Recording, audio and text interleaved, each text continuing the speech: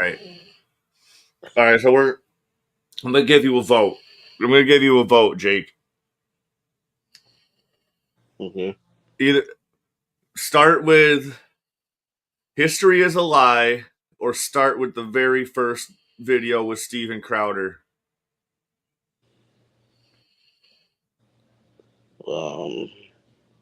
History is a lie, I guess. History is a lie. All right. Let me know. Let me know if I have to put it on double speed. What the fuck? I just hit full screen and it went to the whole end of the video. All right. And I tagged Armored Skeptic too, so he's featured. I featured him. I don't know what I'm doing. In the title.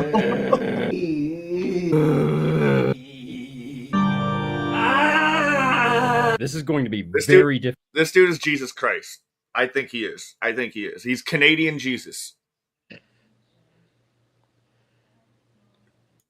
From anything I've ever made. Quick, somebody talk me out of this. Now, I know that I promised I was going to make my own conspiracy theory video, but this really got out of hand on me. I started off with just writing a script for a single video, laying out my new favorite conspiracy theory. Before I knew it, I'd gone full Charlie, laying out my own personal grand unified theory for all conspiracy theories that ever existed. Oh my God.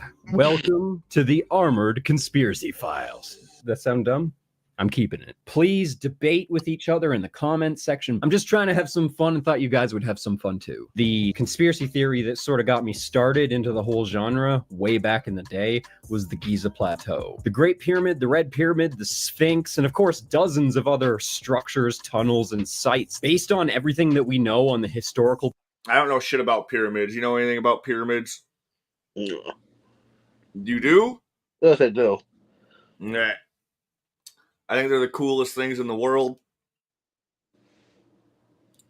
Progression of mankind. There's no way the dynastic Egyptians could have built the Great Pyramid in the time period that history records, with the tools they had at their disposal, with the materials they built it with, in the amount of time. The stones, the layers of the Great Pyramid, three-dimensionally lock into each other, and there are 2.3 million multi-ton limestone blocks. Academia says that it was likely constructed over the course of 25 years. If that's the case, you would have to cut, move, and fit into place one block every 2 minutes. Not to mention how complex the design. How much did one of them blocks weigh? Go back. Stones, the layers of the Great Pyramid, three-dimensionally lock into each other, and there are 2.3 million multi-ton limestone. Multi-ton. Each stone is multi-tons. Yeah. And so they're saying it took 25 years to build one pyramid. Someone just sent me a message. All right, never mind. It was nothing. So 25 years, and then he said after that it took you would have to move and transport and locate each stone every 2 minutes. Stone blocks. Academia says that it was likely constructed over the course of 25 years. If that's the case, you would have to cut, move, and fit into place one block every 2 minutes. Not to mention how complex the design is, incorporating the golden ratio, incorporating.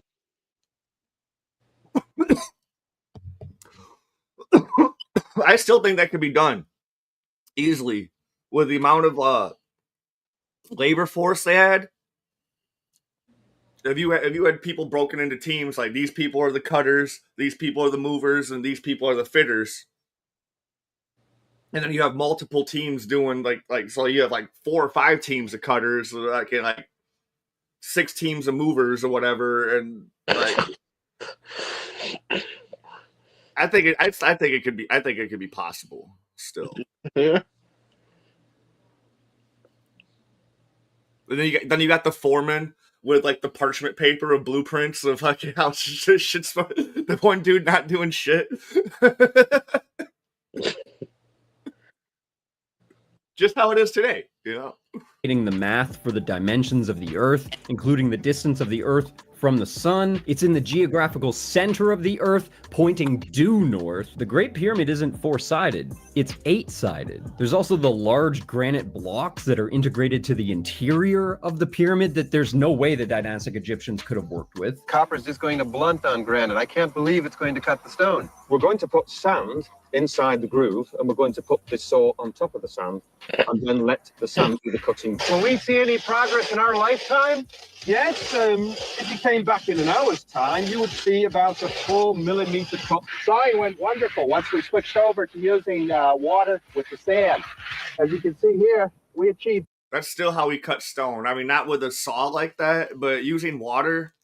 Like I used to, like when I was landscaping, and we'd cut stones or whatever. Like we build people's like stone patios and shit. And using water on your blade, like gives it a way better cut, way smoother cut, less damage to the blade. So like they got pretty deep. They got pretty deep in there. They got like, I don't know, it looks like an inch, maybe 2 inches. With just that shitty saw, and they're not using like excessive like elbow grease either. They're just fucking casually cutting This in just a few days. And even if they did cut Few them days, like that, okay, that doesn't damn. explain how the blocks fit Never so mind. flush with each other. You can't even fit a piece of paper or a needle between them. Go right next door to the Sphinx. Not only is the He just said those shit is so close together. It's like completely flush. You can't fit anything. You can't eat. Not even a sliver of paper. Maybe like, do you believe in aliens? No. No. Do you? Yeah, I do actually. Like, so this is all the people who think I'm a flat earther. But no, I think there's Milky Way galaxy is one of the smallest galaxies in the universe. So there's like a billion galaxies, like ever expanding and shit. So like there has to be life somewheres out there. I don't know if they like any of them have like interstellar like travel, like they can go from planet to planet to planet. I don't necessarily think that. If there are aliens, they're not like the Marvel and Martian aliens. People think it would be like that's all Hollywood. No, I would just think they'd just be like regular people that just look different, you know, like, or maybe some planets, some aliens or whatever, just have like they don't have like a Homo sapien or whatever, but they have other creatures. You know, like bears with fucking 4 eyes, or you know, like whatever dumb shit. You know, like Bears with 4 eyes. you know what I'm saying though, like or like an elephant with 6 legs instead of 4, like, you know, like or 2 trunks, or fucking just whatever sort of or shit that we've never seen before. I don't know. But like this has got me thinking. Like at first I was like, yeah, we could have easily done it. We had enough teams, but they cut like 3 inches in that fucking stone after several days.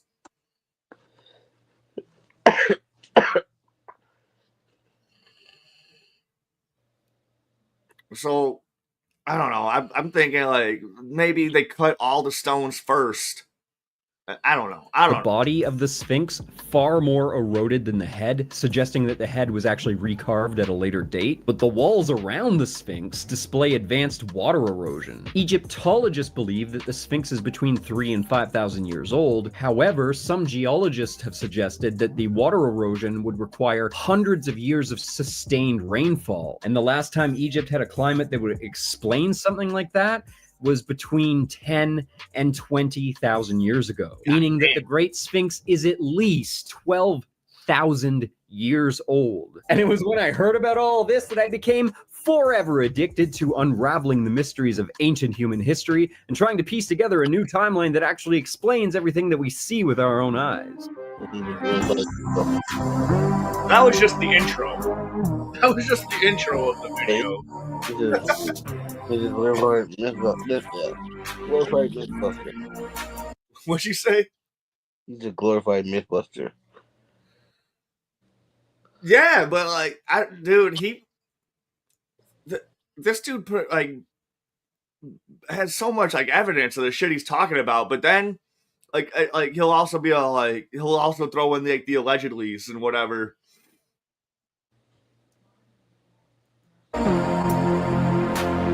The first time I heard about the water erosion around the Sphinx, I was only about 12. Too. Fucking Gregory's Word.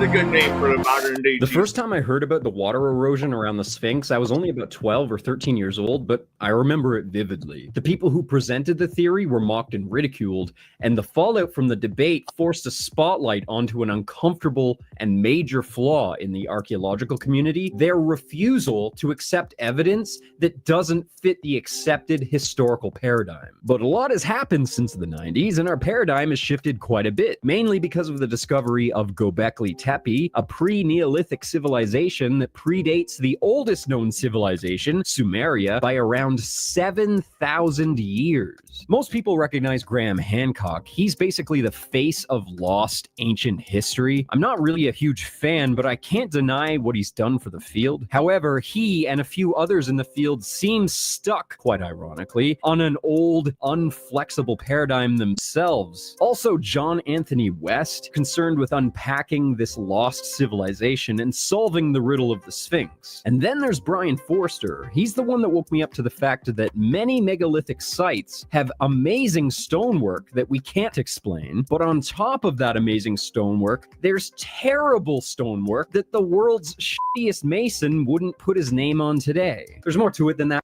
Did you see that?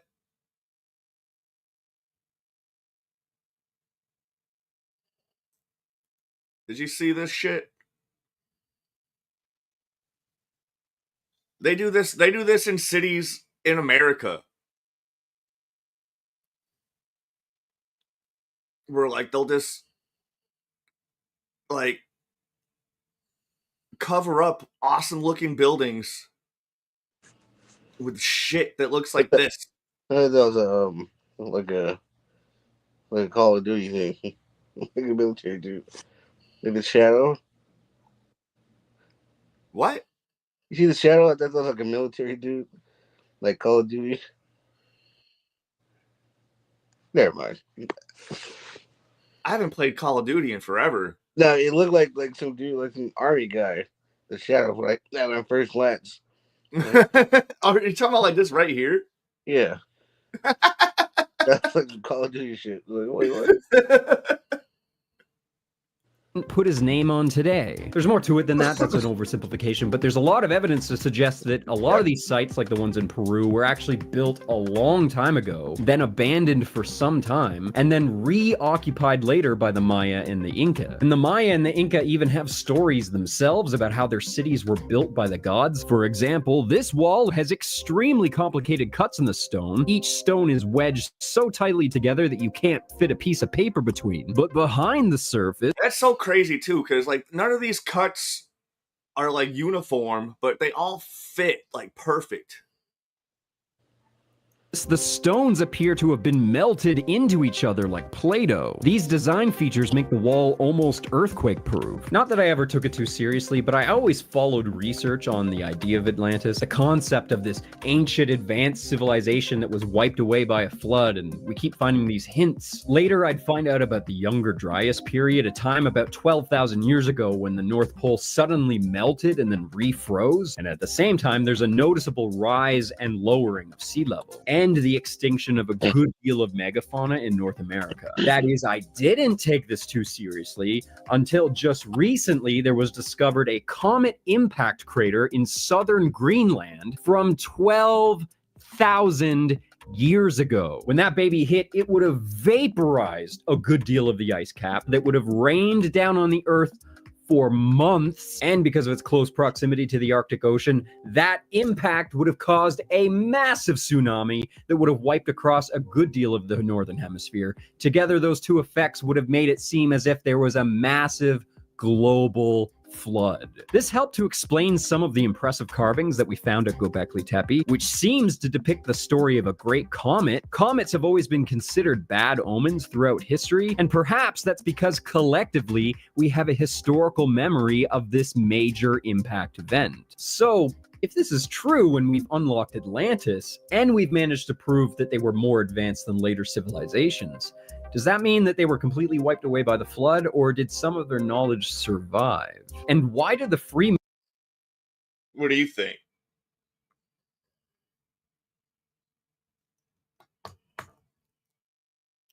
Oh, you're muted again. What do you, what do you think about what do you,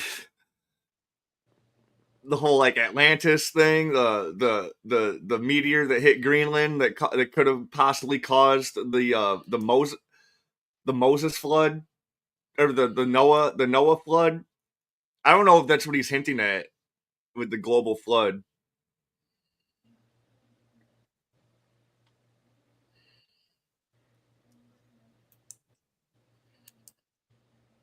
Do you believe in Atlantis?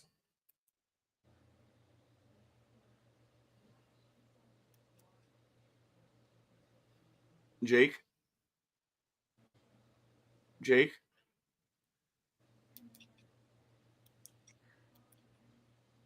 Dalen, are you alive? Are you there?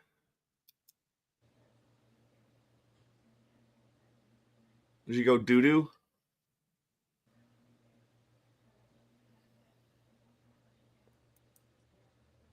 Ah.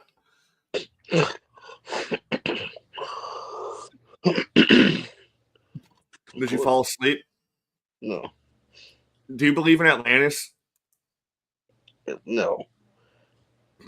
Like, not even just like there was like a prestigious, super rich city that just got flooded. Like lost civilizations and cities and stuff, but Atlantis, in that like mythological sense, no. I mean, I obviously believe in lost civilizations because that's Right. like proven and shit. But no, not Atlantis in that sense. So you don't think that that meteor that he's talked about that hit Greenland could have caused a global flood and buried Atlantis, and they weren't able to recover? I don't know about all that. So I'm thinking, this is what I just thought off the top of my head. No, I'm thinking Atlantis thought they were just so fucking on top of the world. They didn't have any evacuation or safety procedures for in case it was a global flood. No one ever thought a global flood would happen. So when it did happen, they just got buried and drowned and flooded, and nobody survived because like I bet there was one dude like fucking like Superman's dad, you know, it was all like, hey, we need to get the fuck out of here. Everyone's all like, no, you're crazy. And then like 2 weeks later, tidal waves are hitting.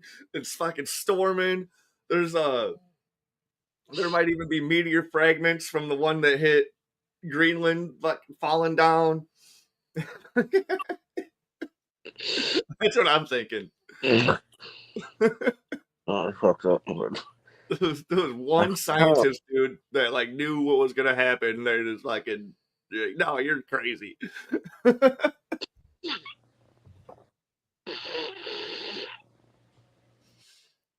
Masons and countless other occult groups venerate the pyramid. Do they know what it means? So that got me thinking, if the Inca and the Maya could end up occupying cities that they themselves didn't build, but history would record it as if they did, do you think the same thing could happen to us. But I didn't just find patterns with the building layouts. I found entire themes that survived from Egypt all the way to the Victorian era. And I know that sounds crazy, but a lot of the major architectural styles that existed between those two eras are actually tied together. So that means this whole thing ties into the Notre Dame spire. Notre Dame was built with all the same principles as the Giza Plateau and served the same function. And now with the spire gone, it no longer does function. Whoa, what am I saying? You're talking crazy, Greg. And if I'm right, which I probably am, this will destroy everything you know about human history and who we were before the Victorian era. This is one of the temple structures in Royal Palace Park, Cambodia. What you're seeing and what you're hearing, as far as I know, is not real.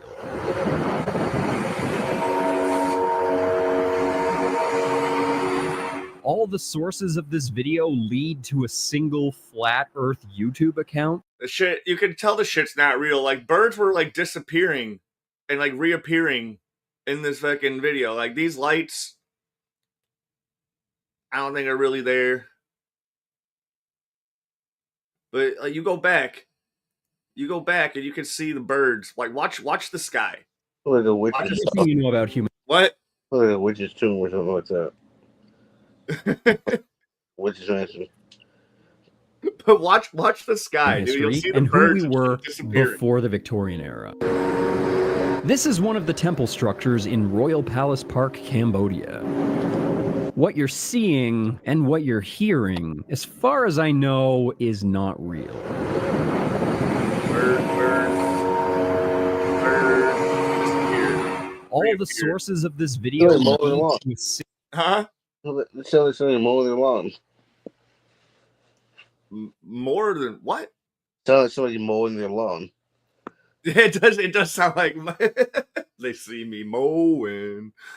Single flat earth YouTube account, and the owner of that account told me that he doesn't remember where he got it. But let's look at this as a proof of concept. In theory, what the creator wants to convey is that atmospheric energy is being collected by a fractal antenna on the roof of the building, and that the reaction is causing an audible resonance. Those balls of light that are floating around are supposed to be plasma. This theoretically is a free energy device that's been integrated into an old building. And this seems kind of silly, but there's people out there who believe that this kind of technology not only existed back then, but has existed all throughout human history. And through the majority of human history have been integrating this technology into their buildings all across the world until all knowledge of this history was erased 200 years ago. The Illuminati has apparently accomplished this by capitalizing on massive natural disasters like floods, earthquakes, volcanic eruptions, and mudslides, and then just cleaned up the mess and made up a story about a plague or a war to explain all the bodies, and fake fires to explain all the missing buildings. They then collect and reuse the old masonry to build the next civilization.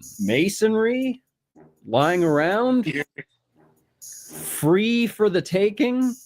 Just any old mason could just take this for free. Just all this free masonry lying around. You know what I'm saying? History tells us that this is a photo of a destroyed city after a civil war battle. But what if this is an old abandoned city that was destroyed by an earthquake and fire, or a solar flare, or some other natural disaster? What if we just found the city like this and then rebuilt it and called it their own? What else seems to stick out about these older buildings? That's what I would do. I found it like an ancient city, and we're ancient people ourselves. You know, like we found an ancient city. We just like move in, rebuild it. Loki might have fallen asleep a couple times, but What? I'm Loki might have dozed off a couple times. Oh, well, they. No, I heard that. No, I heard what you're talking about. I'm just saying, like earlier. Okay. But, I mean, I don't know. I guess it depends. There has to absolutely be nobody there. Oh yeah. You find that one straggler that's been there the whole time. Even then, though, I don't know if I can do that. Oh man, yeah. It's good. In these historic towns is that they seem to be slightly buried into the earth, and a little bit more than what you'd expect from just natural sediment over time. As if mud had just flowed into the... We have buildings like this in America where like there's whole like first stories of like buildings and shit, like especially in like New York and other big cities. There's like first stories of back in buildings that are like halfway buried or like completely buried. And they didn't even know until like they started doing like some excavation and shit. Like you'll find buildings that look exactly like this in America. The city. What? Wait a minute, you're my son. What? What? See, look at this shit. You can see this whole first floor has been buried just from the color of the masonry and shit. Yeah. Filled in the lower levels of all these buildings. And that brings me to the name of this conspiracy theory. Ladies and gentlemen, I introduce you to the mud flood. Ever since high school, I've been obsessed with history. Why history? I don't know. She's fascinating. Always absorbed it like a sponge. Straight out of high school, I ended up taking a summer job as a tour bus operator, and that was perfect because Kingston, my hometown, is actually a historic city with French settlers dating back to about 1673, and that helped me really carve my teeth on my knowledge from around that era to about 1850. That was around the time that all the interesting stuff happened in Kingston. Nothing's really happened since then. Oh, a waiter here was the first Canadian Idol. So, yeah. And now I know Kingston like the back of my hand. The tourism industry reigns supreme here, and as my role as a tour operator, I ended up getting to access parts of the city that most people don't even know exist. It turns out that I am actually uniquely qualified to discuss the mud flood conspiracy theory because most of the structures they discuss date... I would love to have him as a tour guide. Like, I'm visiting like in Kingston. I would have loved to have him as a tour guide. Hitler? Huh? No, that idol worship man, was that Hitler? No, it wasn't. It was a Canadian dude. Where's he at? It was a Canadian dude. Where was that at? Somewhere around here. I don't know. I've just always absorbed it like a sponge. Straight out of high school, I ended up... was around the time that back of my hand. The tourism industry reigns supreme here, and as my role as a tour operator, I ended up getting to access parts of the city that... Yeah, that's not Hitler. His mouth is open, and that's probably how it looked like a Hitler mustache. That's definitely not Hitler. Yeah, look at the mustache. No, his mouth is open. You can see it. Like, I can see his top teeth right here.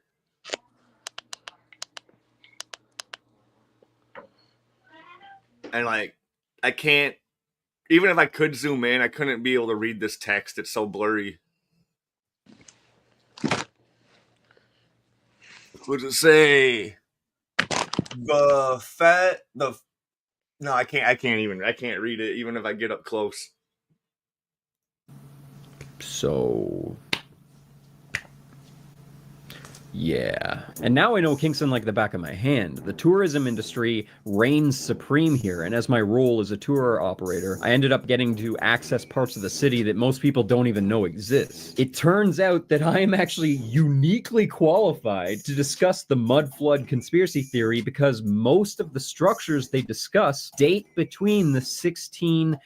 Dude, one of my friends has Prohibition tunnels in his basement because like Rockford was really huge during Prohibition, Like Al Capone and shit did a lot of business in Rockford, and like so like there's in certain neighborhoods in Rockford, there's like underground tunnels in your basement where you can like access other people's homes and like all sorts of shit, dude. Like it's pretty crazy. It's pretty fucking cool. Yeah. And 1800s. And they share features with several structures here in Kingston. There's a lot of different concepts that the mud flood theory tries to incorporate. Some of the stuff I've just completely stayed away from because it just seems like nonsense. But I'm going to go through as many of the more interesting and more plausible theories as I can in this video. But this series is inevitably going to grow because there are several subjects that I want to make an entire video just focusing on. Yes, they all realize that most buildings have basement windows, but even then, decorative features such as arches are buried under the earth, and nobody would design a building like that. The conspiracy theory community uses the term mud flood, but that could mean several things. Landslides, mud volcanoes. Dude, imagine you're on your way to work. Nobody would design a building like that. The conspiracy theory community uses the term mud flood, but that could mean several... And this happens. Dude, that was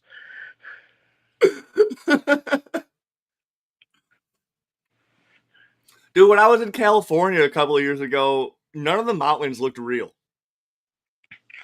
Imagine like get a pee real bad.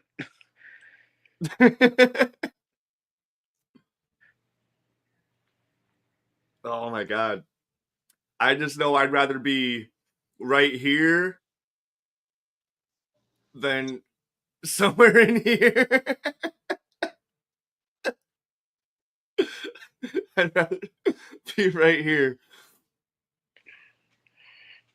But this is also in another country, I'm thinking, so the traffic is backwards, so like I'd want to be right here, just missing it like a fucking action movie, like some Fast and Furious. Oh, Fast and Furious would have flipped over it. Yeah. Yeah, they would have found a way to do a fucking like Dom would have just went very calmly. So he did like a little escape move, and his tire would have hit a rock to make the whole car flip over. It would make Dom Toretto look like he's doing like a kickflip with his car. Like, and he'll land safely on the other side. Well, things. Landslides, mud volcanoes, yes, that's a thing. And a powerful enough earthquake can shake the soil to the point where it liquefies. I suppose we have to consider the possibility that... So you think a mud volcano is hot mud? Or is just an excessive amount of mud just... I mean, volcano, I don't know. I think it's probably still like... I don't think it's like molten, like lava hot, but it's like, if you touch it, you're definitely gonna like melt your skin off. Comes from the ground, so... Yeah. Earth's core is pretty hot.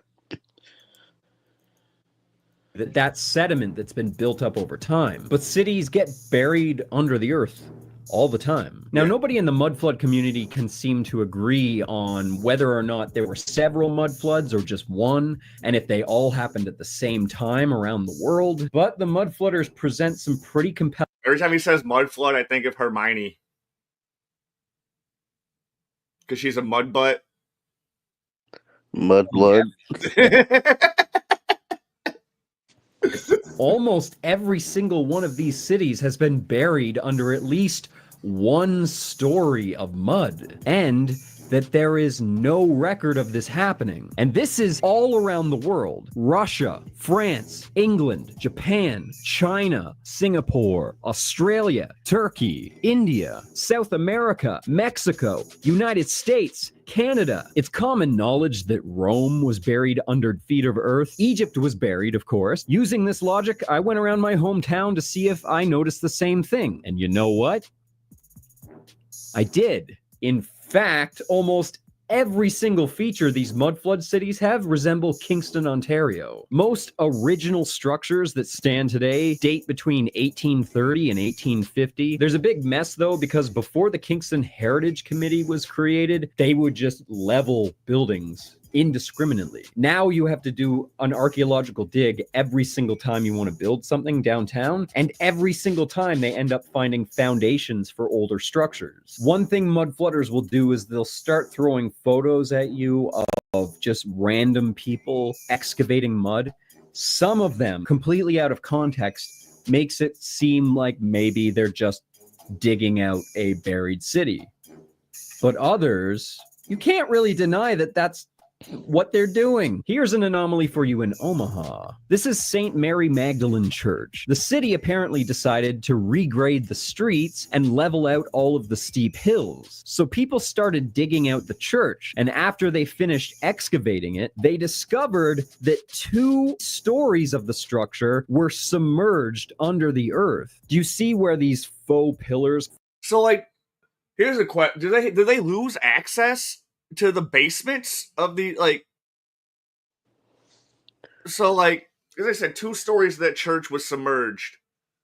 So, but like the church is still standing or whatever. Did they lose access to be able to get to those other floors? Because like it looks like the 3rd floor is the 1st floor. You know? Yeah. I guess so. So, well, probably the ones that were buried, right? It was buried, but if you're inside the building, like I we were like, imagine it would be pretty safe to go in there. no, but like let's say you're inside the building though. Because I think the church was being used for a number of years, and then they're like, oh no, like, we're gonna excavate around it, and then they find these 2 like in floors. But I'm saying like you're inside the church. Like the church is being occupied. This shit's buried. You can see where it was buried at with this line right here. You go through this door. Like there's no stairs going down or fucking doors that like you try to open them, they just don't open anymore, and you're like, where does this door go to? Like there's none of that shit. Like I guess not.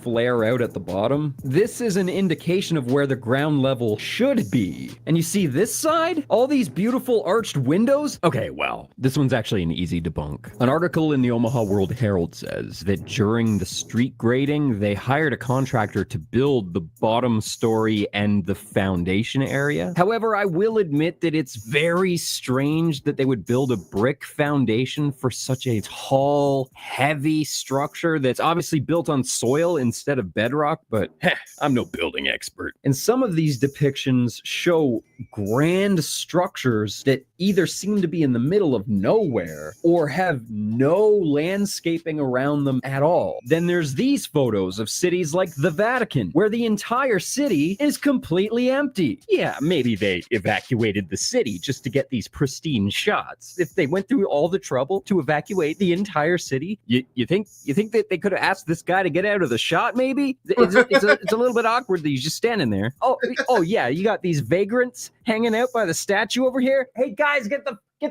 out of the shot. You're ruining it. It almost looks like they're taking. Those guys were fucking. They were on their lunch break. They're a union. Don't fuck with that. Taking a photo of the Vatican to show off what it looks like right before they fill it with the next civilization. I want to ask yourself a question. If there's no people in the city, then who took the photo?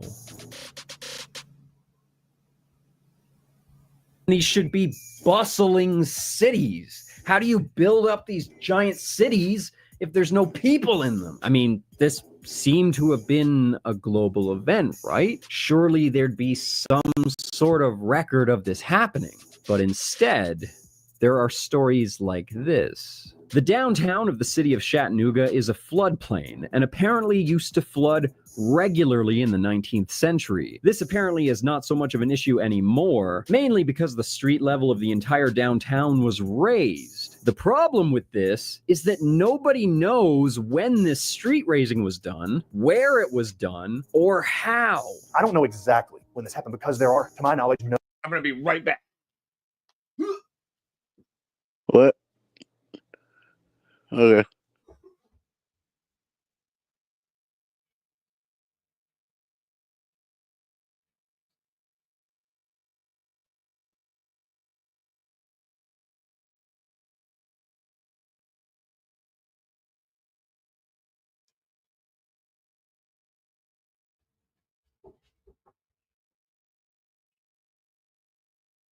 All right, I had to go grab something to drink.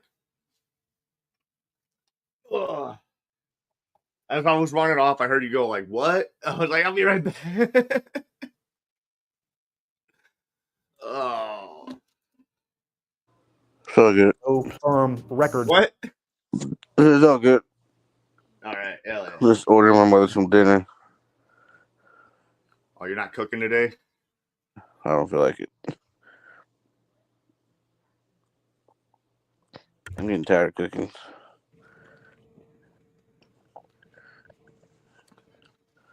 Yeah, they asked me if I wanted to be a cook at work. I'm like, dude, I'm not going to cook for people I don't like. Like, what are you talking?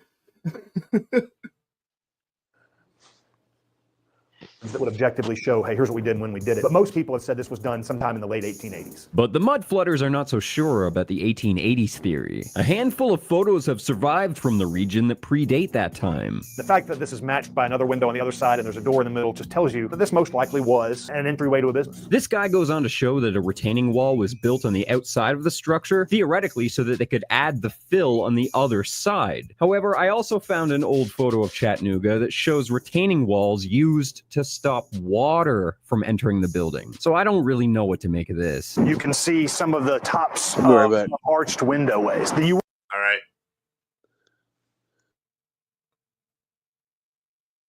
You keep going on. I'll be right back.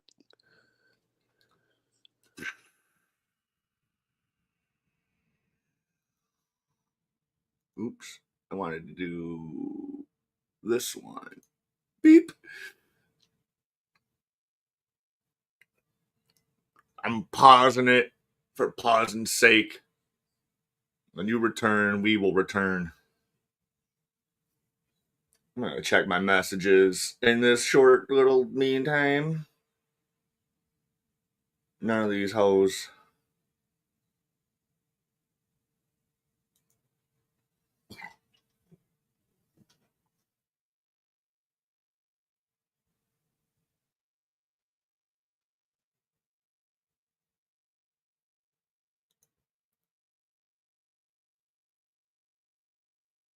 Boom, boom, boom, boom. You know what? I'll play some of this. I'll play You some. wouldn't put in at the street level now. Someone has said, well, could those have been coal bins? But you wouldn't have had 6 of them in the same building. Chattanooga's not the only one in the world. Hell, Chattanooga's not the only one in the United States. Coal vents, dude. That makes sense. Coal vents.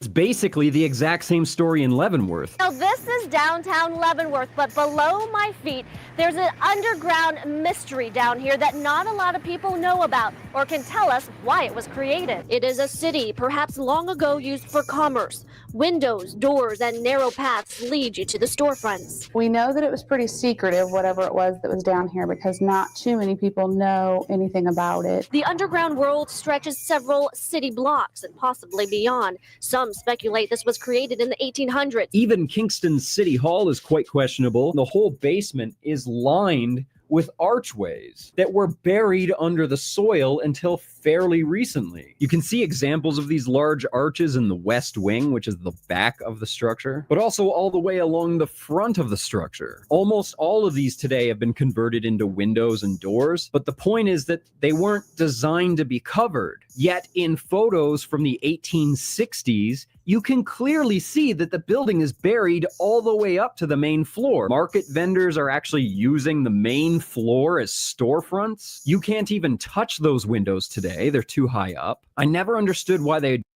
Damn. Damn.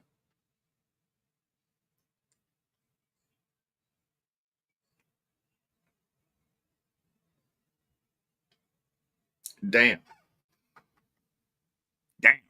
design the building like this, because if there was any kind of flooding, it would just pour right into the dry moat. And in the winter, that's exactly what would happen. The dry moat would fill with ice and water, and there was nowhere for it to drain. And now that I've seen pictures of buildings getting excavated, I wonder if the basement of City Hall wasn't designed to be completely above the ground, like it was up on stilts, on display. The subject of aqueducts always comes up with the mudflood community. Greco-Romano style aqueducts seem to be a common feature. For example, I'm gonna go pee real quick.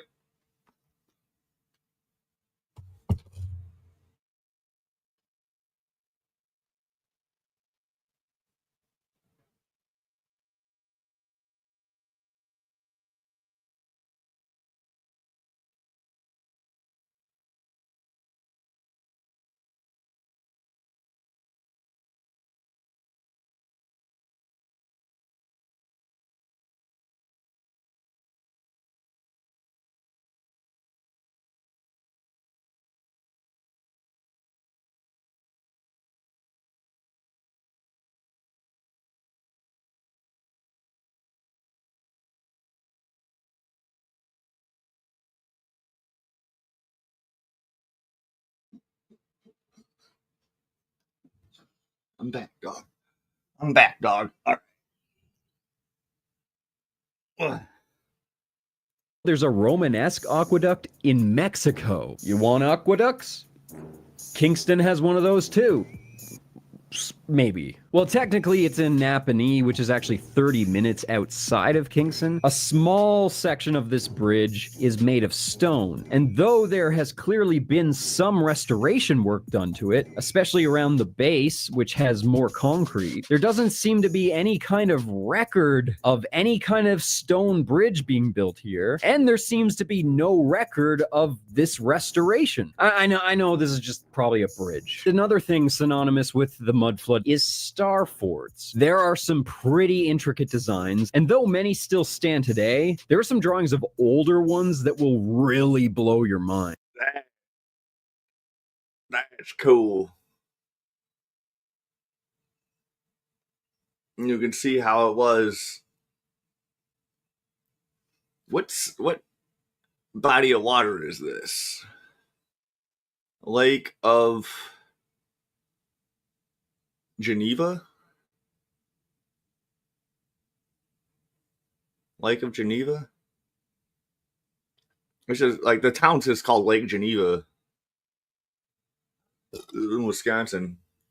Some are really small, like the ones in Kingston. We have a few like Fort Frederick, Fort Henry, that's a bit more of a sizable star fort there. And there's a little bit left of the original French fort, Fort Frontenac. But at one time, the entire city of Kingston was walled off. The oldest depiction of City Hall that I can find, supposedly dating to 1850, shows a wall that we now call the Market Battery. And a small portion of this wall has been excavated, but you'll notice that the wall is actually sunken down, and you have to climb down into a hole to access it. But like I said, all of Kingston was walled off at one point, so that Market Battery would have been attached to the rest of the wall, right? Well, what did that Market Battery look like? Oh, that looks like a freaking star fort. Have you ever seen the Statue of Liberty? Don't let that cute toga and the shiny flame distract you, because Lady Liberty is holding a secret that's completely out in the open. Just look down.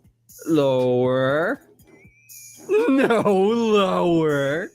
Oh, no foot stuff. Lower. Yes, that. The Statue of Liberty is standing on top of a star fort. So there's a theory that some of the really big buildings were constructed by giants. But if they were built by giants, it would explain why they have such high vaulted ceilings and such enormous, gigantic doorways. You know what?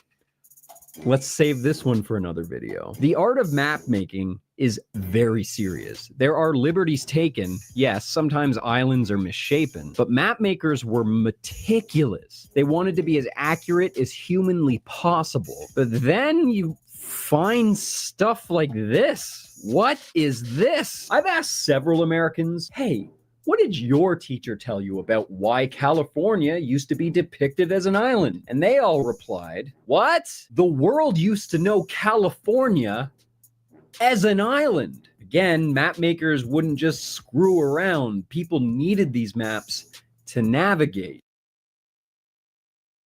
Man, Dalen, I need you back. I need you back. You're the state you live in is an island.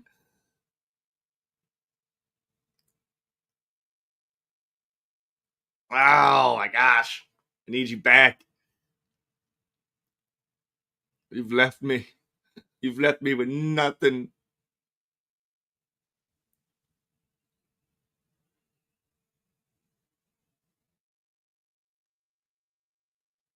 This is Mayor, California.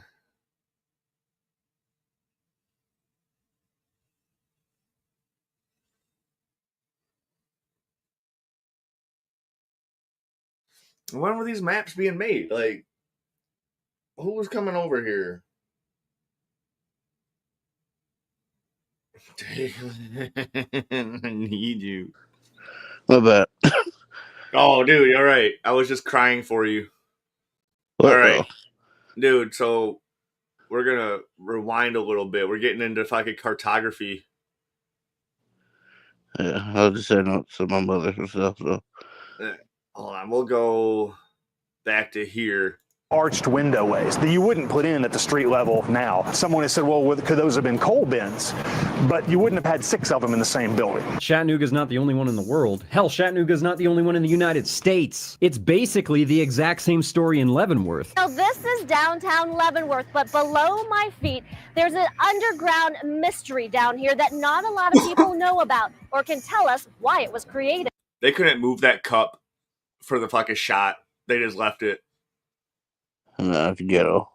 It is a city, perhaps long ago used for commerce. Windows, doors, and narrow paths lead you to the storefronts. We know that it was pretty secretive, whatever it was that was down here, because not too many people know anything about it. The underground world stretches several city blocks and possibly beyond. Some speculate this was created in the 1800s. Even Kingston's City Hall is quite questionable. The whole basement is lined with archways that were buried under the soil until fairly recently. You can see examples of these large arches in the west wing, which is the back of the structure, but also all the way along the front of the structure. Almost all of these today have been converted into windows and doors, but the point is that they weren't designed to be covered. Yet in photos from the 1860s, you can clearly see that the building is buried all the way up to the main floor. Market vendors are actually using the main floor as storefronts. You can't even touch those windows today. They're too high up. I never understood why they designed the building like this, because if there was any kind of flooding, it would just pour right into the dry moat. And in the winter, that's exactly what would happen. The dry moat would fill with ice and water, and there was nowhere for it to drain. And now that I've seen pictures of buildings getting excavated, I wonder if the basement of City Hall wasn't designed to be completely above the ground, like it was up on stilts on display. The subject of aqueducts always comes up with the mudflood community. Greco-Romano style aqueducts seem to be... What? The mudflood community. Yeah, the whole community. A common feature. For example, there's a Romanesque aqueduct in Mexico. You want aqueducts? Kingston has one of those too. Maybe. Well, technically it's in Napanee, which is actually 30 minutes outside of Kingston. A small section of this bridge is made of stone, and though there has clearly been some restoration work done to it, especially around the base, which has more concrete, there doesn't seem to be any kind of record of any kind of stone bridge being built here, and there seems to be no record of this restoration. I know this is just probably a bridge. Another thing synonymous with the mud flood is the Star Forts, dude. This shit is fucking wild. forts. There are some pretty intricate designs, and though many still stand today, there are some drawings of older ones that will really blow your. This one I could drive to. This is in Lake Geneva, Wisconsin. I haven't been there. I've been to Lake Geneva, but I haven't visited this Star Fort.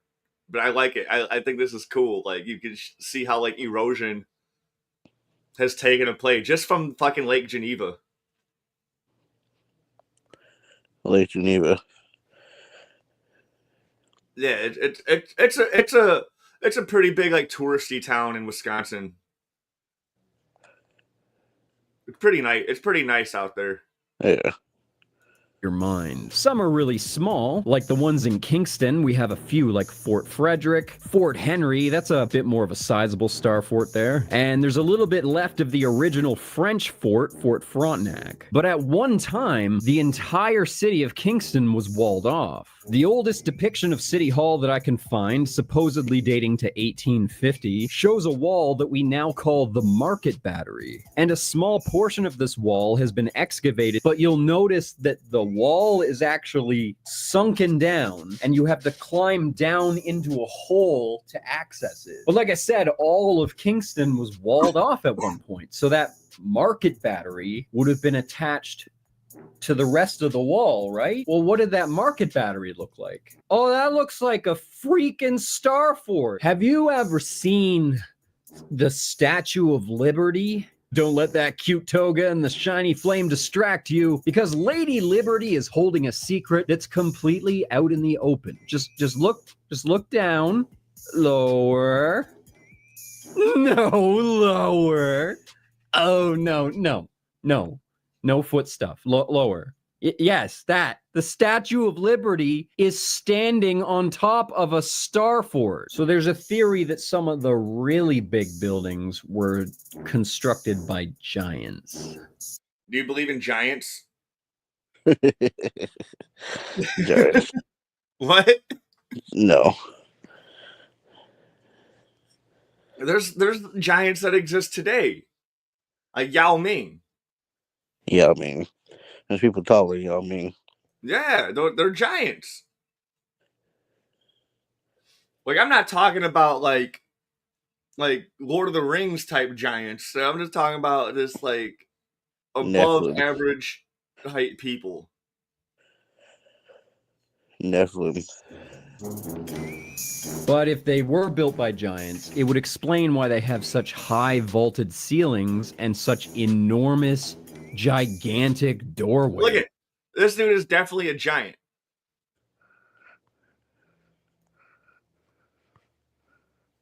And why build a door? Why build a door that big? There's been people that tall before, like 9 feet tall. Like, I'm guessing she's like 5'6". You know, average height of a fucking woman, like 5'6" to like 5'8", 5'9". That's what I'm guessing her height is. Why fucking build a fucking 20-foot tall door? You know what? Let's save this one for another video. The art of map making is very serious. There are liberties taken. Yes, sometimes islands are misshapen, but map makers were meticulous. They wanted to be as accurate as humanly possible. But then you find stuff like... Look at this, dude. Your state was an island.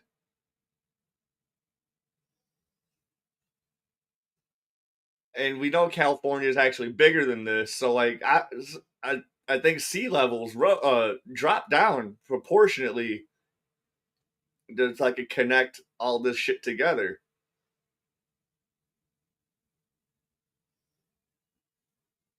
It's like you technically live on an island. Or you're like around here too, right? Around this area.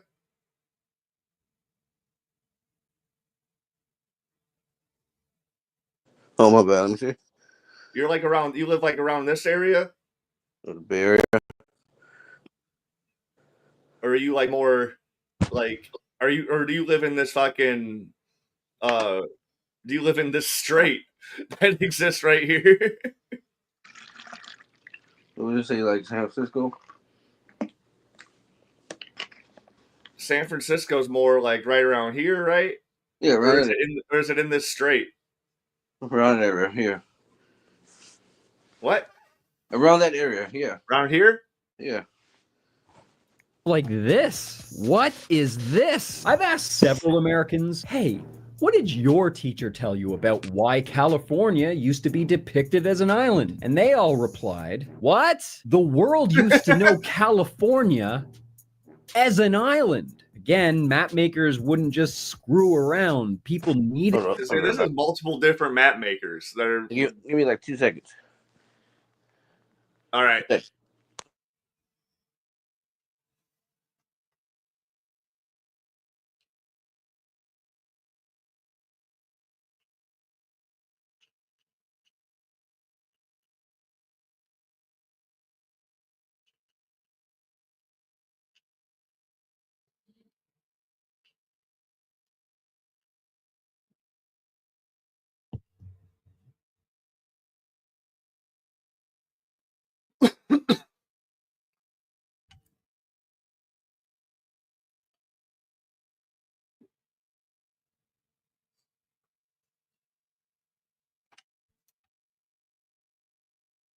Oh,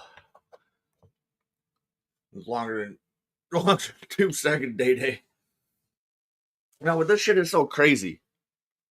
I'm gonna repeat myself once Dalen comes back, but like, remember we were kids and they had like movies like Escape from fucking LA or Escape from New York or whatever. And Escape from LA took place in the not so distant future now. I think that actually the time might have passed of when that movie took place. It might have been 2025. But California was an island again because like when I was when I was in school, we were talking about how California is going to become an island because of all the erosion and shit and like all the earthquakes and shit. It's eventually going to break off or whatever. But I'm thinking that like I don't even think this is like that much of an island. I think this strait right here has to be pretty shallow. Like you could like easily just like take a small boat across it. Or like you could probably like swim. But like you remember like Escape from LA? The movie? Yeah. It like took place in like the future and then California broke off of the United and it was an island or whatever. Yeah. Or at least LA itself was an island. Like some shit. It's been like 30 years since I've seen the movie. I mean, same. Did these maps to navigate. But also it was like multiple map makers were depicting California as an island. Like this is from Americo Vespucci, I think. It says Amerique. It's like it makes sense that it's more like Spanish spelling. But why is California an island? He drove right. No, I'm sorry, the DoorDasher drove right past the dial pad. He messages me, he's like, there's no dial pad. I'm at the gate, I don't see it. Like, he drove right past it. And then I messaged him back, he's like, yeah, I know. What a pity. Seriously, when I was a kid. What a pity? Yeah. What the fucking Bob villain. 1-star review. Sounds like a fucking Bond villain. With a pity. Kid, I was told that cartographers were mistaken by the peninsula off of Mexico and they just assumed it went on forever. But that doesn't explain these 4 islands that just happen I want to watch that movie. correlate Really. with the large mountains. Dude, I kind of want to also. It's been years. How do you remember it? I don't even think I've ever seen the first one, Escape from New York. That's the first one? I think that's the first one, yeah. Okay. I saw Escape from LA at the drive-in too, so I definitely don't remember shit. When you see a movie at the drive-in, especially when you're 7 years old, dude, you're not paying attention to the fucking movie. Like, you're like wandering around, fucking getting snacks.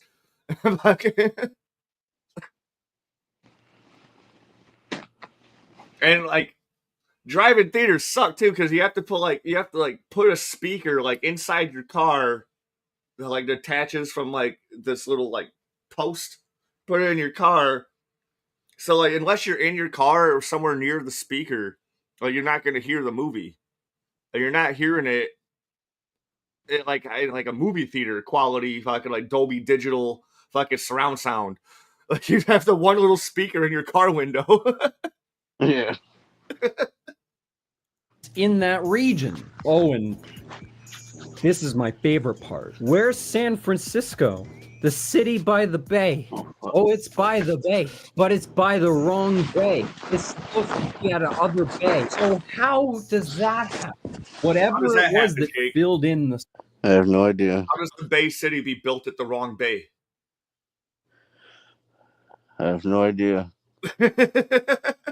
Straight with Earth, did it cover up the old San Francisco? And since people just remembered the name San Francisco, they're like, yeah, we'll just call one of the new cities San Francisco, the city by the bay. This got me wondering if this had to be streets with no That was too far north.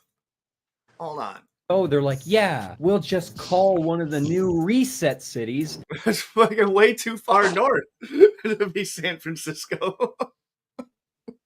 Nah. San Francisco, the city by the bay. I'm wondering if this had to do with the streets with no name song. That was near like Sacramento. Streets with no name. That's not the song. But I highly encourage you to go through some of these maps because you're going to find a lot of stuff that surprises you, like entire islands that are just not there anymore, like Friesland. There's Greenland, Iceland, and Friesland. Except Friesland doesn't exist anymore. Is that a secret Illuminati island? I don't know. It looks like there's a lot of cities there too. Or little towns.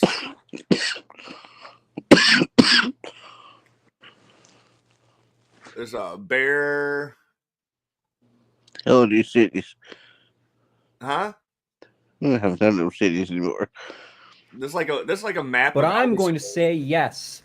Subscribe to my channel. Not that I would ever agree with such a gross oversimplification, but the main group that the mud flood community seems to attribute these structures to is an old empire, the largest empire to ever touch the face of the earth. And you don't even know it exists. Okay, I want you guys to sit down for this part because this is true. Tartaria, also known as Tartar or Tartary, is depicted throughout history on several maps, often colored in yellow, and it changes shape and size throughout time as it grew and shrank. Tartary at one time almost took up the entirety of Asia and even parts of Europe, the Middle East, and Northern Africa. I didn't even know Tartaria existed until just a couple months ago. A few people have told me that they knew about it, but that they were taught that Tartary is just the word you use to describe wild, uncharted lands. Barbary, Tartary. So Tartaria was supposedly mostly occupied by nomadic tribes, kind of like the Mongolians. Oh, Tartaria is Genghis Khan's empire, isn't it? So the most baffling thing about Tartaria is how long it seemed to last. Well into the 17 and maybe into the 1800s. So the problem with the theory of Tartary just being wild lands is that Tartary has their own flags, their own symbols, their own culture, and there's recorded lineages for their emperors. For uncharted wildlands, they seem pretty well charted. Yeah, look at that. That's not uncharted. They're showing mountains, forestry. Hey, I gotta Yeah. make a phone call real quick. I'll be right back. All right. My bad. No, you're good. I mean, I have to drop. I have to leave and I'll come back. All right. Like there's roads. There's roads. There's rivers.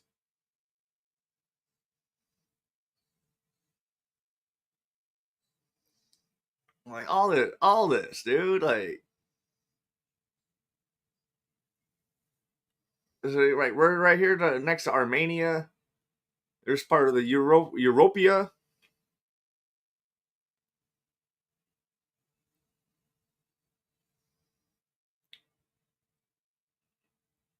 What is this?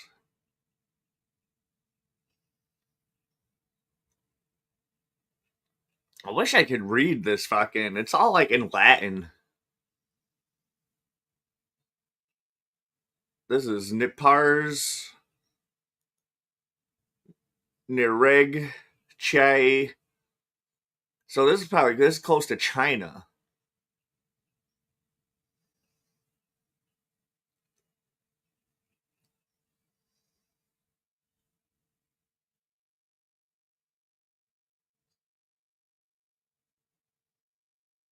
Mark down cities and towns and provinces, mountain ranges and rivers and lakes and forests. If Tartaria was this big, then they must have had a lot of cultural influence throughout the entire world. And this is why the Mudflood community believes that every city around the world has the same neoclassical architecture. And Tartary wasn't the only world power, and it's hard to tell just how integrated they really were. See, this is what I'm talking about. There's just too much information for me to go through all in one video. I can't even seem to form a coherent line of thought here. I've always enjoyed these alternate reality conspiracy theories. It sort of reminds me of the electric universe model, which isn't really a conspiracy theory. These are the kinds of puzzles I give myself. And usually when I jump into a new conspiracy theory, it doesn't take that long for my brain to just start naturally rejecting what it's hearing because logic and reason take over. But sometimes when I start to try to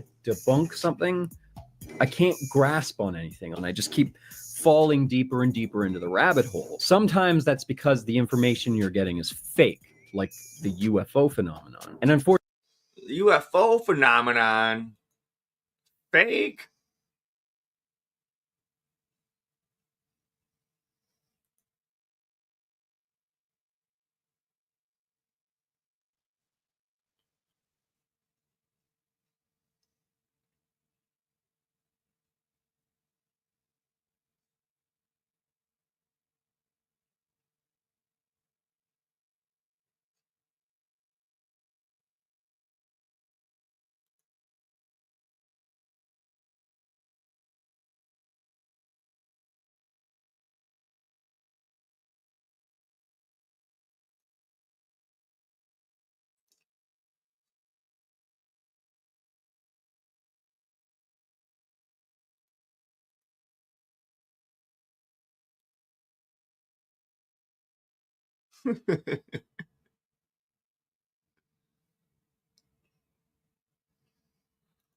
Oh my.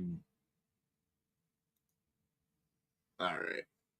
Fortunately, for those that love the mudflood theory, there is a good deal of evidence that this is all manufactured as well. But even not knowing what the sources are for some of these things, some of the photos, even not knowing what the context is, it still leaves you with questions. It still leaves you wondering, what the f are these cursed images? The whole concept of ancient aliens actually comes from a string of common stories from cultures all around the world of these people that came and taught them culture and law and technology. And oddly, several of these cultures actually depict these gods very similarly as bearded men that carried little purses and had like a little doodad in their hand. I don't know what that means. I'm betting whatever the purse and the doodad are the same thing as the orb and the scepter. I think that these gods were actually just survivors of Atlantis, and they brought Atlantean technology and the knowledge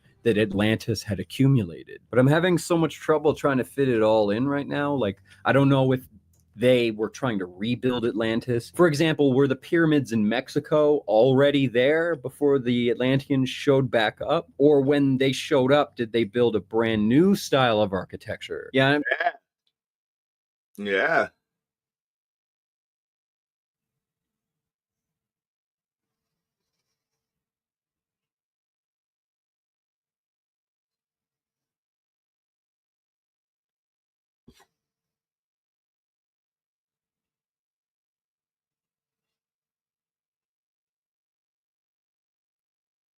So that's where we'll jump back to when he returns.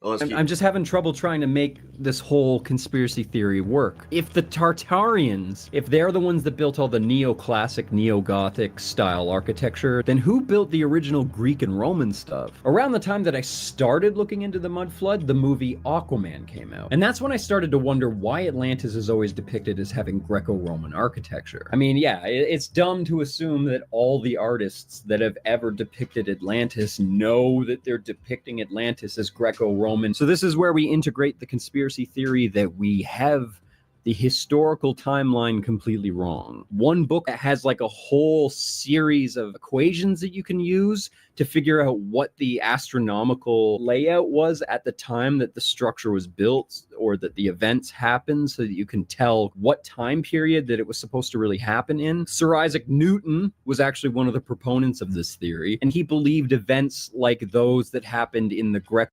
All right, he has returned. All right, we're gonna backtrack to right around here, right around lineages for their emperors, for uncharted cities and towns and provinces. So, like, yeah, that looks pretty charted, doesn't it? Like, for uncharted, whatever, yeah. That looks pretty charted to me. Yeah. As I said, Tartara means just a term for just unexplored, uncharted land. That shit look like, you can see a whole fucking city right here. You see forests, mountains, lakes, roads. Fucking that's a lot. Mountain ranges and rivers and lakes and forests. If Tartaria was this big, then they must have had a lot of cultural influence throughout the entire world. It was fucking Russia and a lot of China. Like this whole area right here is Tartara. It's fucking most of Russia. Fucking there's the Middle East right here. There's fucking China, India right here. It's fucking huge. World. And this is why the mud flood community believes that every city around the world has the same neoclassical architecture. And Tartary wasn't the only world power, and it's hard to tell just how integrated they really were. See, this is what I'm talking about. There's just too much information for me to go through all in one video. I can't even seem to form a coherent line of thought here. I've always enjoyed these alternate reality conspiracy theories. It sort of reminds me of the electric universe model, which isn't really a conspiracy theory. These are the kinds of puzzles I give myself. And usually when I jump into a new conspiracy theory, it doesn't take that long for my brain to just start naturally rejecting what it's hearing because logic and reason take over. But sometimes when I start to we need to pass off more logic and more reason. More logic and more reason. But like a lot of the conspiracy theorists that I know, you can try to reason with them with like logic as much as you want, dude. They just aren't hearing you. They aren't hearing you. Man. They're stuck on what they want to believe. Well, once you get the brains are wired differently, once you get stuck on it. Like all these buildings and shit that we looked at, I don't think none of that shit was intentionally buried. I just think a lot of erosion and stuff happened and like landslides and like stuff, and they had to just build around it, like rebuild the roads like higher than they were before, and like whatever. Try to debunk something, I can't grasp on anything, and I just keep falling deeper and deeper into the rabbit hole. Sometimes that's because the information you're getting is fake, like the UFO phenomenon. And unfortunately, for those that love the mud flood theory, there is a good deal of evidence that this is all manufactured as well. But even not knowing what the sources are for some of these things, some of the photos, even not knowing what the context is, it still leaves you with questions. It still leaves you wondering, what the are these cursed images? The whole concept of ancient aliens actually comes from a string of common stories from cultures all around the world of these people that came and taught them culture and law and technology. And oddly, several of these cultures actually depict these gods very similarly as bearded men that carried little purses and had like a little doodad in their hand. I don't know what that means. I'm betting whatever the purse and the doodad are the same thing as the orb and the scepter. I think that these gods were actually just survivors of Atlantis, and they brought Atlantean technology and the knowledge. I just think they're just regular fucking nomadic people that have traveled around the world. Look, people just talk. Huh? People used to just talk. That too. Yeah. They used to just say shit. It's like, how do you think we got the idea of like mermaids and all this shit? She would just be talking. Like, no, but you have similar drawings and shit from all around the world. Like all around the world of this, like the same. I just think they're just people. I don't know about this fucking bird head, dude. Like your biggest fear. That's not. I don't know about that person. It's Hawkman. Hawkman is real. He might be. No, but they're all depicted the same way. There's this dude. There's the one dude. I'll show him again. I don't know what that means. I'm betting what this dude's a fucking fish person.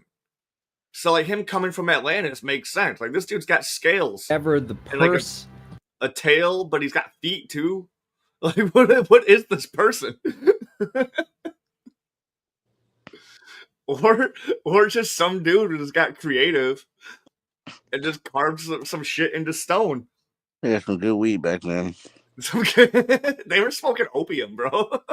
There's some good shit back then. And the doodad are the same thing as the orb and the scepter. I think that these gods were actually just survivors of Atlantis, and they brought Atlantean technology and the knowledge that Atlantis had accumulated. I just think these people were like, if they existed, I just think they're just regular, just like nomadic people that have lived in cities, but then they go and found like tribal people and just like, hey, like, you know, like we can build infrastructure around here. And they're like, what? Like, yeah, we can build like and make it easier to trade with the other fucking tribal people, semi-nomadic people. they're all like, all right, yeah, that's cool. Yeah, roads, fucking wheels. Like, yeah, let's do that. It sounds cool. But I'm having so much trouble trying to fit it all in right now. Like, I don't know if they were trying to rebuild Atlantis. For example, were the pyramids in Mexico already there before the Atlanteans showed back up? Or when they showed up, did they build a brand new style of architecture? Yeah, I'm just having trouble trying to make this whole conspiracy theory work. If the Tartarians, if they're the ones that built all the neoclassic, neo-Gothic style architecture, then who built the original Greek and Roman stuff? Around the time that I started looking into the mud flood, the movie Aquaman came out. And that's when I started to wonder why Atlantis is always depicted as having Greco-Roman architecture. I mean, yeah, it's dumb to assume that all the artists that have ever depicted Atlantis know that they're depicting Atlantis as Greco-Roman. So this is where we integrate. Why do you think this having what? Greco-Roman. Oh. So like every artist depiction of Atlantis just replicates Greco-Roman architecture. Oh, okay. Including the Aquaman movie. Yeah. Conspiracy theory that we have the historical timeline completely wrong. One book has like a whole series of equations that you can use to figure out what the astronomical layout was at the time that the structure was built or that the events happened, so that you can tell what time period that it was supposed to really happen in. Sir Isaac Newton was actually one of the proponents of this theory, and he believed events like those that happened in the Greco-Roman times happened in more the medieval era. Some people, they like to add around 1,000 years. I only really have like two heroes in science, and that's Nikola Tesla and Sir Isaac Newton. There's a few different theories about how the history timeline got screwed up, and there's so many different places that they could have added time. If you stretch time out, I guess it would be sort of like a stick of gum. It would break in a bunch of different places, but there wouldn't be one chunk that had the most stretch. That was a bad metaphor. But some time periods in their entirety are questionable. Like the Dark Ages, there's so little written history for the Dark Ages that it's possible it just never happened. And I mean, all of England's history around the time that Rome supposedly left is really questionable. That's why their history is replaced with the story of freaking King Arthur and the Round Table. That's fiction. That's not real. But yes, that's their history. There's a lot of competing theories of how this time was changed. History is a lie. All that shit happened. Well, so you believe in King Arthur? No. All right. I was like, you don't believe in aliens or giants, but you believe in Hawkman.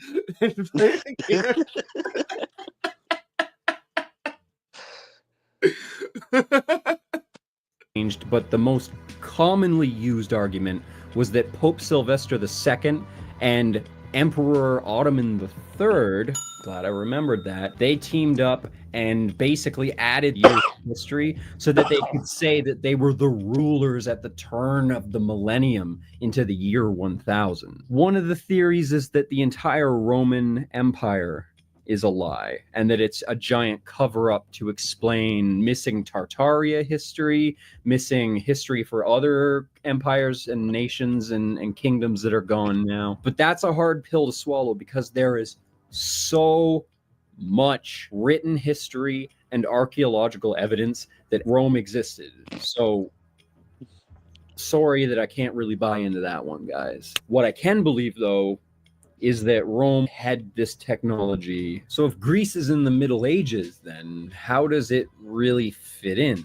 Where's that architecture come from? According to the stories of Plato, some guy told Socrates that his grandfather went to Egypt a long time ago, and a priest told him about an ancient Egyptian empire, and that's how we know about Atlantis. This is exactly what you were saying. Like, some people just fucking, they're just hearing shit.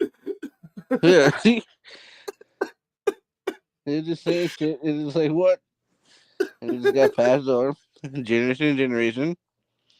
A clergyman told my father's friend who told my father you know, like my cousin's cousin wife, Marjorie, well, her friend. Egyptians supposedly came from an ancient island chain known as Hyperborea. These were the people that supposedly built the pyramids all across the world. This story's kind of a riddle. In fact, the entire oral tradition of verbally telling stories of history is kind of a game, and we've totally lost the context of how to translate it. The story also includes subtle subliminal hints that are supposed to subvert a listener's critical thinking skills. For example, the fact that Plato added 3 degrees of separation and then a great deal of time to the story. You'd think that would make the story less believable, but subconsciously it actually makes it more believable. Believe it or not, hearing that the story came from a wise old man makes it seem more credible, because wise old men are credible, even though they haven't even demonstrated that this wise old man even exists. Historians believe that Plato concocted this story as a way to inspire the Greeks, because it's about coming together and rising up against adversity, and about how arrogance is crippling and will end up sinking you in the end. But it's hard to tell because the entire art form of oral history telling is just dead. So the story of Atlantis apparently continued on with a story of... Well, that's what it was in the beginning. It was just storytelling, just campfire stories. Like, we didn't, like, a lot of people had questions about how things came to be. So then, like, the elders got together and it was all like, dude, let's just fucking just make up some folklore. Well, it's like paper wasn't common. Like, I forget when paper was invented. paper. But it's a fairly, like, from the entire world history, paper is like a fairly new technology. I mean, they had like parchment and shit back in the day. Like, even parchment and shit was like, now it's so fucking commonplace. Like, you see paper everywhere. They make straws out of paper where you live. Ridiculous. I don't even use them. I fucking hated it when I was in Cal. I was all like, what? My straw's gonna dissolve in my drink. Like, what is this? I don't even use them. Fuck them turtles. Got real plastic straws.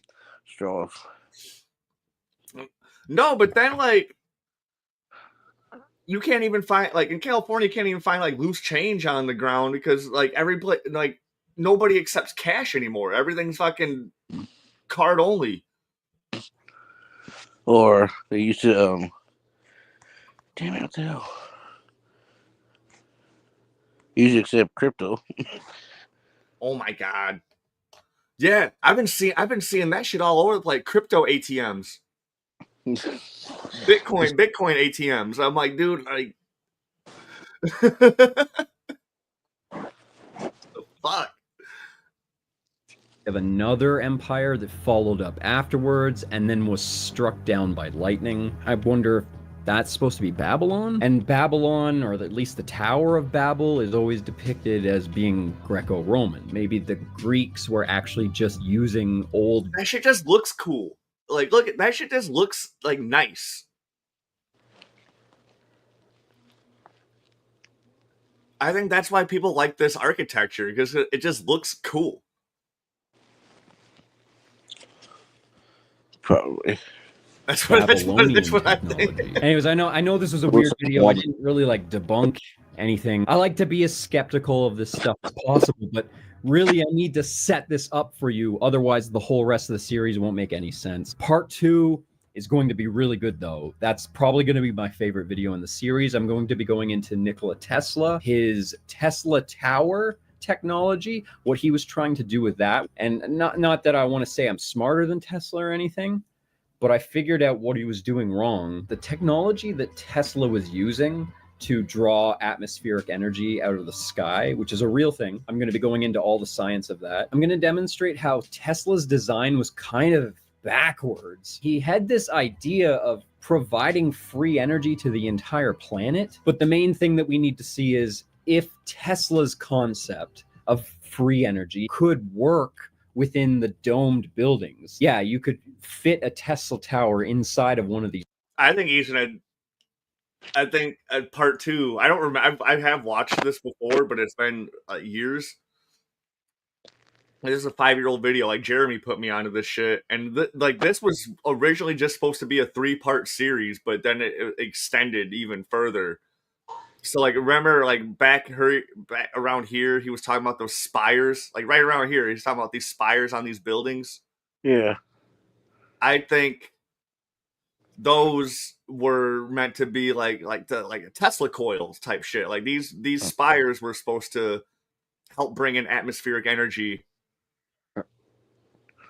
from like Nikola Tesla. I think he's going to touch back on that in the second part. We're not going to get to that today, obviously. Yeah. This is a fucking 35-minute video we spend an hour and a half reacting to. I got something we can react to. Yeah? Yeah. He's domed. What is it? It's Batman 1990. Oh! Yeah, dude, yeah. You put me onto that series, and now there's like a bunch of them now. Did you watch it? I watched... Dude, I got lost. I got lost in the sauce because it's so fucking fascinating, isn't it? Yeah, it's like it's almost like this shit could actually happen because it fits so well. But no, so they have like, but he made like multiple of those. Yeah, he's on another series now. Yeah. There's like Batman in the 1700s. Like, well, yeah, I didn't do that, but he's leading up to what is it? Bane breaking his back. Like, you go on this dude's channel. Damn, I can't even fucking. The writer of the book is working on a Superman. So, like, look, he's got 1889. I haven't watched those yet. They're doing Nightfall now, or Nightfall. So this is where you're at, right here. I haven't seen the current season, most of the current season. I think I am still on like the first episode, a couple episodes of the current season. So we got Azrael. We got Azrael before Bane. That's crazy. But the writer of the books is doing a Metropolis early days and Wonder Woman the early days. Like, I'm really interested in the Metropolis one with Superman. What, dude? Look at all this shit, dude. He's got. I mean, and a bunch of these like repeat themselves because it's talking about stuff that's happening at the same time. Yeah. Or whatever. That was hella creepy. Yeah. That was creepy as hell. Like when what's his name? Jason Todd went after Joker. Like just the concept. I don't remember the details. I don't know if I saw it. I don't know. Yeah, but look how they make Joker look, dude. That's fucking. It's him going after him. Like, think about that. What that Joker looks like, and so Jason Todd going after him alone, like some abandoned warehouse. Yeah, that is creepy as shit. It's like, why would you do that? Yeah, I watched a lot of these. Like I watched all this season 1, and then I think I jumped into this full season 2. So I think those are the only ones I watched. I remember seeing others where there was like 1700s and I didn't watch any of this 1919 to 1939 stuff. You didn't?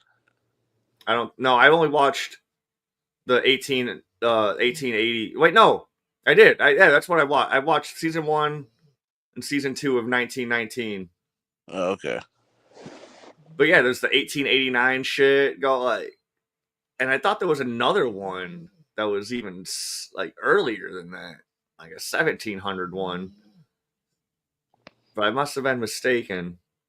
No, I do want to get back into these, dude. These were crazy. Yeah, I haven't watched them in a while, but it was really good. So, like, yeah, season 3 is not done yet. Yeah, that shit was insane. They should do a Cinder City one with Flash. It's almost like there's an argument to be made. What? It's almost like there's an argument to be made, like DC superheroes depicted in like the early days is a lot more fascinating, I guess. I think so too. Like they had that cartoon movie. It was based off the graphic novel Gotham by Gaslight. Yeah, That was one of my favorite Batman movies. yeah. I do think it's way more interesting having it take place. And there was something else I saw recent. Oh, the new Batman cartoon. It takes place in like the 50s and shit, dude. And like even that's way cooler than modern Batman. Yeah. But like something that they actually did. Was this free energy a real thing? If there's one thing Oh, dude, that I've gone on a rabbit hole with these Reddit stories. My mom got me into it, but it's basically, damn, it's kind of crazy.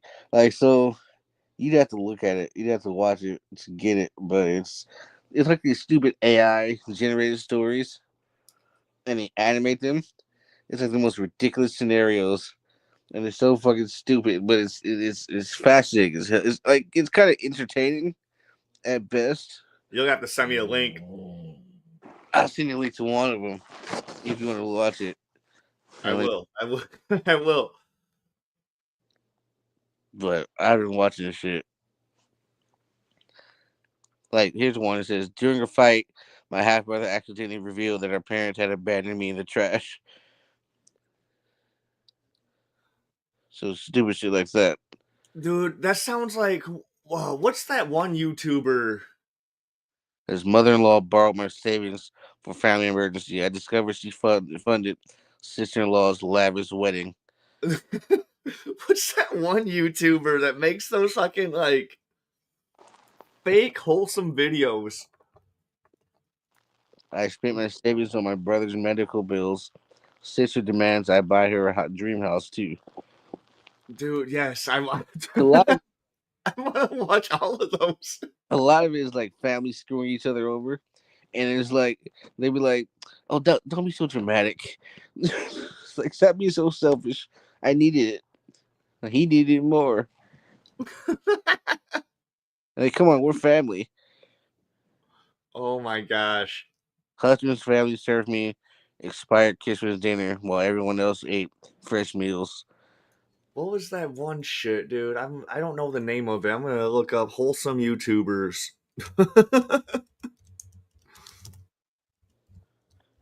And he might pop up. Let's see which one I tries to send you. Oh my god, it pop up Mr. Beast as the second. No, you're not wholesome, Mr. Beast. You are the devil in disguise. I've never watched Mr. Beast. I don't think I have. I only have recently just because I've been really glued into this like controversy behind him. What's the controversy?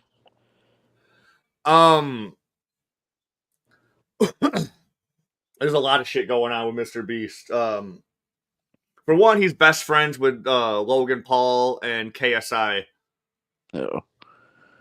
And so like they teamed up together and made a Lunchables thing or whatever, and it's been getting recalled at all the stores because all the cheese has mold in it.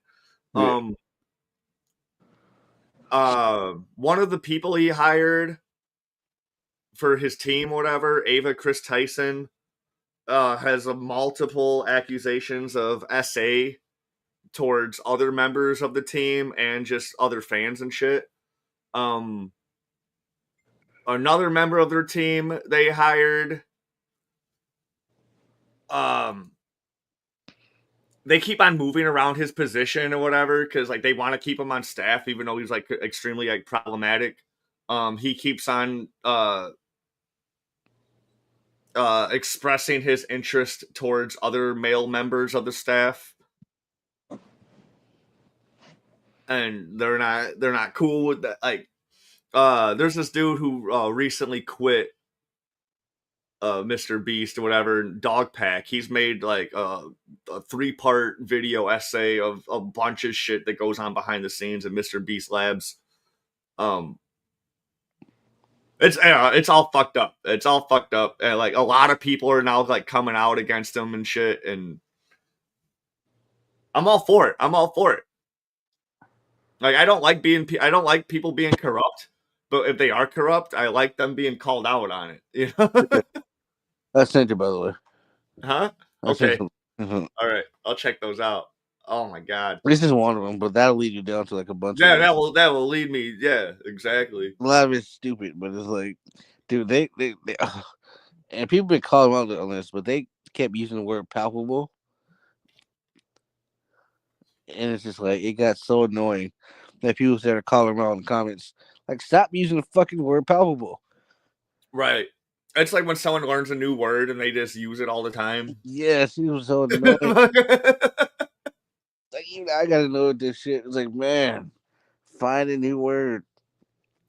we got just like a minute left of this. Accidentally convince you of in this series, it'll be the free energy thing. Because even I'm like almost convinced, like this close to being convinced that our ancestors had free energy. And we can't see it. Well, I can. Because I'm a genius. I'm gonna wake you idiots up too. Everyone will see what I see. I'm really looking forward to seeing how you guys react to this series. I hope you have fun with each other, debating in the comments section. Remember, guys, this is just for fun. And next time, I'm gonna teach you guys how to build a free energy device better than Tesla. I think everyone had free energy. Like, energy was always free until capitalism. Everything's free for capitalism. Yeah, we found ways to fucking monetize. That fucking rant by what's his name? Orlando Brown. Like, you make you pay for grapes, apples, this food the guy gave us for free. Yeah. Well, it's the labor behind it. That's why we gotta pay for it. But I mean, like, but there's also like parts like in America, like they're trying to make it illegal to even grow your own garden.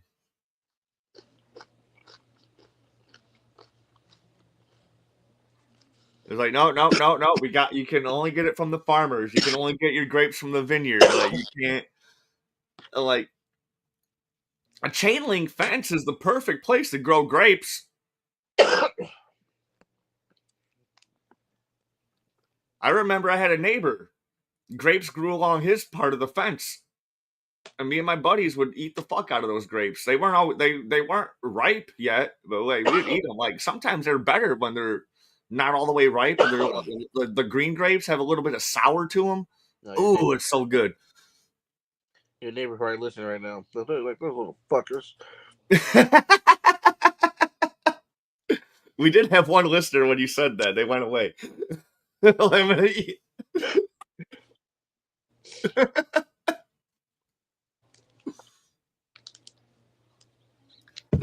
what do you think about history being a lie so far? Dude, we've known this. We've been tackling this since 2020. How you been lying to us about everything. Yeah. Now that I keep doing it now, saying someone got back in office. Dude, this next 4 years are going to be insane. People are going to die. These next 4 years are going to be... I'm going to be safe because I'm white passing.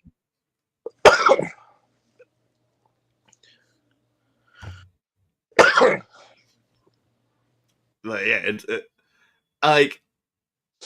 I knew Trump was going to win. Yeah. I didn't... Like, because me and my mom were talking about it the day before. I was all... She's like, dude, Kamala's looking pretty good. I was like... Yeah, you're not seeing what's on my Facebook at all. I was like, I had a bad feeling on pit in my stomach. I was like, nah.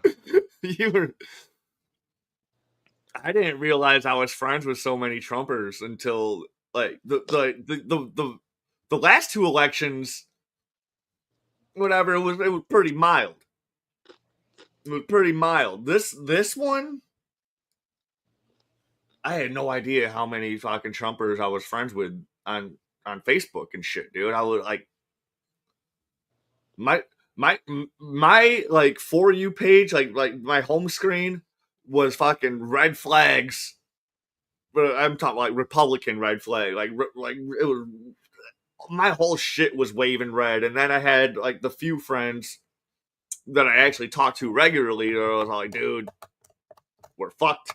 Like, all this shit is terrible. Just yesterday, maybe 2 days ago, someone was reporting gas prices at a specific gas station. And people were commenting. I was like, dude, he's not even in office yet, dude. He's already working his magic. And I'm all like, bro, fucking the president does not set gas prices. This, It's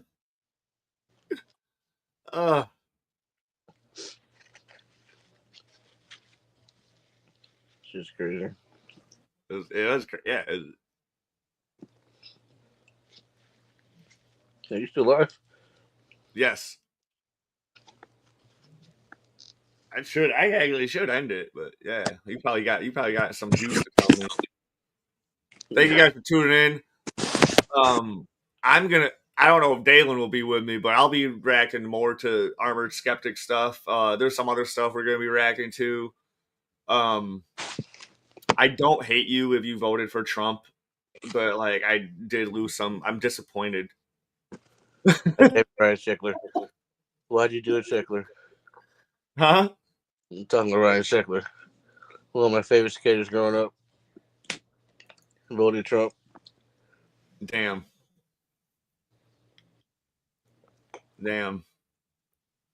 I honestly just